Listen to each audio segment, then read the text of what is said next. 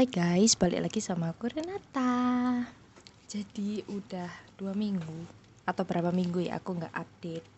But ini aku update lagi karena aku pengen cerita gitu ya. Karena aku dapat tugas sebenarnya dari mentoring itu kayak kita bikin esai, tapi esainya tuh berupa menjawab pertanyaan-pertanyaan reflektif gitu. Karena mentoring kemarin itu adalah temanya self resilient gitu deh. Nah menurutku tuh ini pertanyaan-pertanyaannya tuh sabi gitu ya, bisa aku jabarkan gitu ya di sini karena menurutku menarik gitu. Menarik kalau misalnya aku omongin gitu.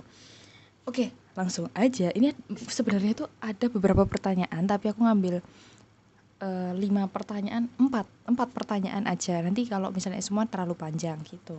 Oke, let's get started. Oke, yang pertama itu adalah pertanyaan apa yang bikin beda antara aku sama teman-teman yang lain. So, ini I'm not trying to be pick me or something, tapi ini emang kayak keseharian, bukan keseharian juga ya, tapi sering kali dijumpai teman-temanku, baik teman-teman perempuan maupun laki-laki itu datang ke aku untuk minta POV atau pandangan pendapat gitu ya sama aku. Kayak misalnya mereka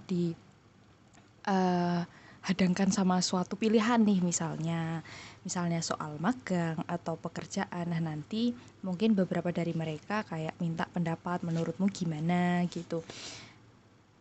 Terus habis itu nggak cuma itu, tapi ada temanku yang dia kayak buka bisnis gitu ya, dia tuh kayak minta pendapat apa ya, menurut aku tuh kayak gimana kalau soal bisnis ini, peluangnya gimana.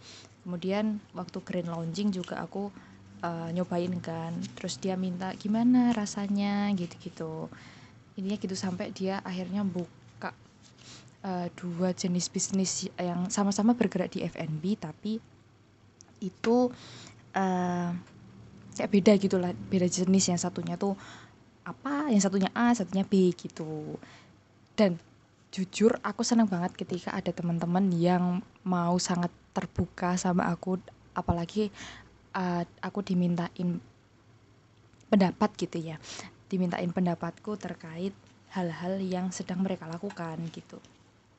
Terus selain teman-teman tuh ada pernah kejadian sebelum banyak teman-temanku yang minta pendapat kayak gini tuh, mereka ada yang sakit hati karena opini yang aku sampaikan itu mungkin terlalu ini kali ya, mungkin karena mereka belum terlalu kenal sama aku, terus tiba-tiba dia minta pendapat sama aku dan aku enggak disclaimer terkait opiniku yang aku sampaikan itu. Akhirnya mereka sakit hati. Terus pernah ada yang bilang, aku minta pendapatmu kok aku malah makin sakit hati, malah makin nangis gitu. Dari situ sih aku ngambil pengalaman, kalau misalnya ada teman-teman yang mau minta pandanganku, aku selalu minta maaf dulu kalau misalnya nanti perkataanku menyakiti kalian. Ini terutama teman-teman yang perempuan gitu ya. Tapi kalau teman-teman yang laki-laki tuh mereka justru kayak ya udah aja gitu. Karena sejauh ini teman-teman yang laki-laki yang minta opini aku atau pendapatku tuh mereka selalu kayak terbuka akan kritik gitu loh. Kira-kira dia better melakukan apa. Contohnya kayak aku tuh orangnya tipe yang misalnya dia minta pendapat, ini bagus atau enggak, terus nanti aku jawabnya bagus kok, tapi menurutku kurang ini ya, kayak gini gini gini. Kalau menurutku kayak gitu, aku selalu ada kalimat yang benar-benar menurutku aja ya, ini menurutku, tapi kalau misalnya kalian mau mencoba yang lain ya terserah, tapi menurut pandanganku tuh kayak gini gitu. Nah, tapi ada lagi juga temen-temenku yang perempuan sih, terutama kayak Ren, aku minta pendapat dong, tapi jangan dimarahin ya. Emang kesannya tuh kayak marahin, tapi sebenarnya tuh itu nggak marahin, kayak ya sebenarnya realita yang aku temui itu kayak gitu loh. Bukan berarti aku banyak pengalaman tuh, enggak, tapi kenyataan yang sering aku hadapi itu ya itu. Jadi aku ngasih opini atau saran itu ya based on pengalamanku. Kan kita nggak bisa ngasih opini kalau misalnya kita nggak punya background pengalaman terkait hal itu. Pernah nih ada temenku, ini temen laki-laki tuh tanya terkait kuliah dan juga kerja, sedangkan aku juga kerja tuh masih freelance yang belum ada pendapatan secara stabil gitu ya. Dan freelance-nya juga freelancean gitu loh, kita masih vakum malah nih. Kalau kalian tahu it's about the jasa itu, nah itu kan masih vakum, dan itu juga pendapatannya belum belum stabil dibandingkan sama teman-temanku yang lain yang benar-benar bisnisnya udah settle gitu. Kayak aku ya bilang, kayak kamu better minta pendapatnya yang lain gitu, karena dia misalnya dia minta pendapat sama aku, tapi aku malah bilang kamu kayaknya harus minta pendapat si A aja deh, karena si A tuh udah banyak pengalaman gitu. Tapi temanku ini tuh bilang, lah aku minta pendapatmu karena pengen dapat pandangan dari kamu gitu, intinya kayak gitu. Dan apa ya, ada rasa kebanggaan tersendiri gitu ketika diandalkan terkait hal-hal yang berkaitan sama personalnya mereka. Jadi itu mau nggak mau aku tahu terkait personalnya mereka dan lain sebagainya. Tapi nggak jarang juga kayak aku debat dan lain sebagainya. Tapi menurut kamu kok kayak gini-gini gitu. Terus kenapa sih kamu kayak gini-gini? Kan bisa kayak gini-gini ya, gitulah intinya kayak gitu. You know what I mean, right? Terus habis itu anak-anakku juga ngechat aku gitu sometimes kayak, Kak Ren, dia nge-VN, ada problem apa di prokernya dia gitu-gitu.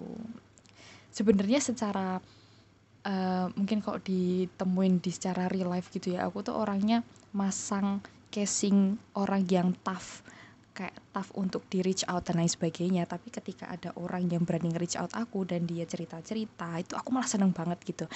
Terutama kemarin waktu aku ada salah satu serangkaian acara proker besar gitu kan, itu tuh ada volunteer. Nah volunteernya itu dari angkatan 2025, which is itu kan berarti 2 tahun di bawahku ya, sedangkan aku angkatan 23. Nah dia tuh cerita-cerita kayak aku tuh masuk peminatan apa dan lain sebagainya, kayak gitu-gitulah. Kenapa aku pilih A, kenapa nggak B, ya kayak gitu. Intinya aku bilang, aduh sorry kalau misalnya aku jadi deep talk, karena pengalaman yang aku dapat selama sampai semester 5 ini tuh aku kayak gitu. Tapi aku nggak bermaksud untuk nakutin kamu tuh enggak, tapi ini pengalaman yang aku dapetin gitu. Pokoknya kayak gitu-gitu deh. Dan itu seneng banget jujur. Jadi kayak aku tuh pengen mereka bisa well prepare gitu loh untuk kemungkinan-kemungkinan yang akan terjadi di masa depan. Gak yang idealis, wah nanti bahagia dan lain sebagainya. No, it's about reality, you know. Nah, udah kayak gitu. Next ke pertanyaan selanjutnya. Kesulitan yang dihadapi dalam keseharian atau kehidupan sehari-hari. It's about insecurity. Jadi aku tuh bisa dibilang sering banget insecure, tapi bukan insecure soal skill yang aku punya atau aku minder soal kepintaranku dan lain sebagainya, itu enggak. Untuk bentuk badan insecure paling ya insecure biasa gitu, kayak aku tidak setinggi temen-temenku gitu, aku standar gitu, setingginya tuh bisa dibilang setinggi perempuan standar. Tapi kayak ya udah. Tapi yang paling insecure yang benar-benar hits different di aku itu adalah appearance, mukaku, wajah gitu. I don't know why ya, aku ngerasa insecure di bagian itu, karena aku selalu merasa karena background yang sering enggak dipilih gitu. Gimana maksudnya, kayak aku tuh pengen dipilih tapi sebagai pilihan pertama, bukan sebagai last choice. Kayak ya udah Renata aja yang ada, yang bisa gitu loh. Bukan yang pilih Renata aja kan Renata bisa gitu. Bukan kayak gitu loh. Nah, karena terbiasa hal itu, karena terbiasa nggak terpilih, terus sering berada di keramaian tapi ngerasa sendiri, kayak misalnya teman-teman yang lain tuh pada bercircle gitu di suatu event gitu ya, tapi aku sendiri. Nah itu aku sering banget, dan aku mikir kayak, oh aku ya nggak dipilih lagi gitu. Terus habis itu sering banget di event apapun. Jadi kalau misalnya aku datang ke suatu event, aku selalu mengusahakan aku sendiri, biar sekalian aja aku nggak ngerasa aku bawa temen tapi aku kok ngerasa sendiri gitu loh. Jadi aku better ya sendiri aja. Salah satu event yang aku datengin, salah satunya itu adalah TEDx UNS kemarin. Itu aku bener-bener pure datang sendiri, dan ini Ntar aku tunjukin. Dan ini aku sempat foto karena waktu itu sempat ditawarin kan mau foto atau enggak, dan ini yang merah-merah ini adalah foto panitianya.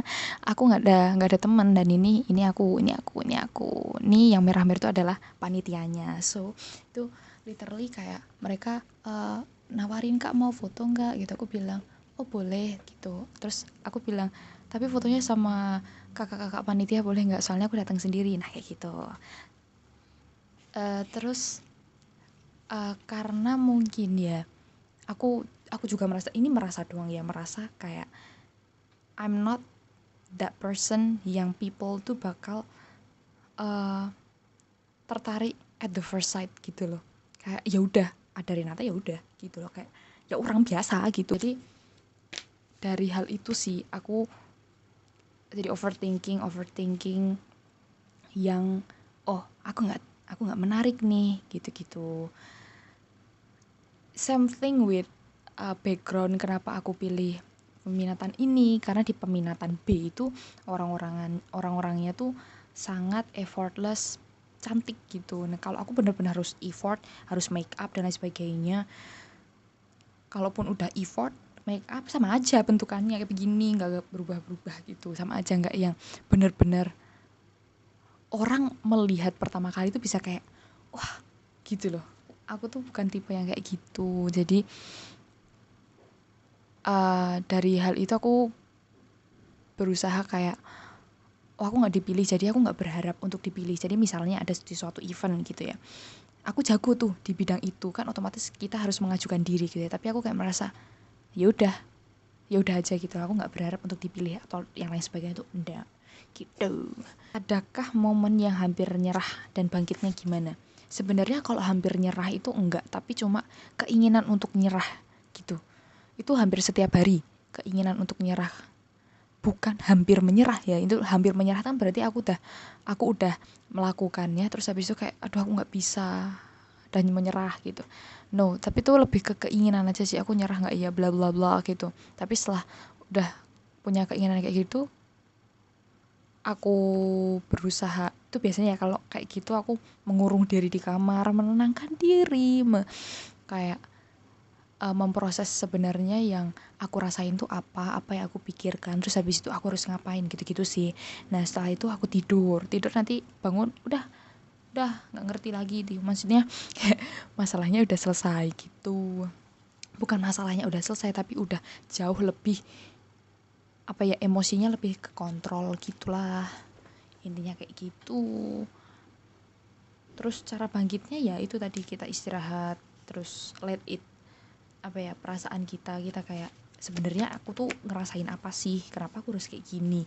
Itu sih kemarin sempet ada momen yang bikin aku tuh marah sama temanku gitu, terus kayak aku menghindari nih orang dulu gitu, karena aku memproses sebenarnya yang aku rasain tuh apa, terus aku harus ngapain kalau misalnya aku dihadapin sama kayak gini, aku tuh kenapa gitu-gitu sih, mempertanyakan daripada aku keep blaming that person gitu loh. Jadi kayak lebih ke introspeksi diri aja gitu. Yang terakhir itu adalah kebiasaan belajar yang unik. Aku kalau belajar bukan sekedar dengerin musik aja, tapi aku lihat podcast atau dengerin podcast. Jadi kayak aku belajar di laptop terus, tapi ini HP ku tuh aku taruh di sebelah kiri, dan itu buat aku puterin podcast. Atau kalau nggak podcast gitu ya, kalau nggak podcast MV, misalnya MV-nya Lenny atau MV-nya Fly by the Weather, Fly by Midnight ya, kayak gitu.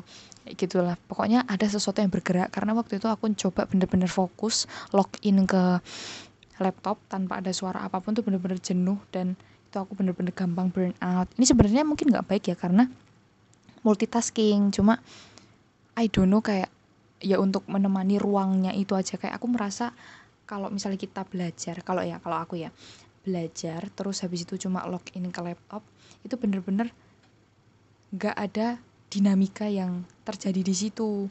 Itu makanya aku selalu muter podcast ataupun video-video yang bergerak di sebelah kiri, supaya aku merasa selain aku di ruangan ini tuh ada kehidupan lain juga. Aku merasa kayak gitu.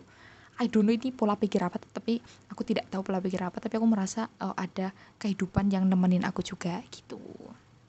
That's all 4 pertanyaan yang udah aku jawab, nggak kelihatan. Nah ini 4 pertanyaan dari pertanyaan esai mentoring tentang self resilient yang menurutku ini pertanyaan reflektif juga dan aku tertarik untuk membahasnya di video ini. So makasih buat teman-teman yang sudah mendengarkan. So thank you for myself too yang sudah menceritakan 4 pertanyaan ini. So see you on the next video. Bye bye.